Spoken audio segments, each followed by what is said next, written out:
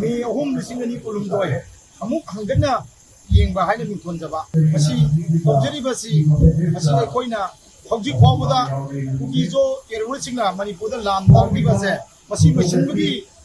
mummy यमु उदबा मपुम Moina Manipur सुगाने मसिनबिबसे मसी थेकबरुमदा कोइ माइ वजनसी निमुक्ता लेबा नुमायदा पिनादा मयामदो कोना नेनसी हौजिकिदी तारकलिबा लालसे चम चम लाल मति सिगी मिरोन हिंगिबा एकोइ की थेंगम त वाइदि लुबा लानफम मा वाइदि लुबा तंजा अम कोइबनी भारत सरकार ना जई मा फार बावदा मणिपुर की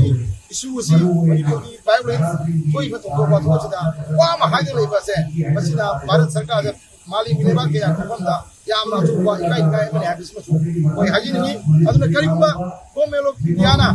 थमोइ सिंगगदी लालसी याम थुना ममांग द चुलरे मदमनी अदिगा थुबो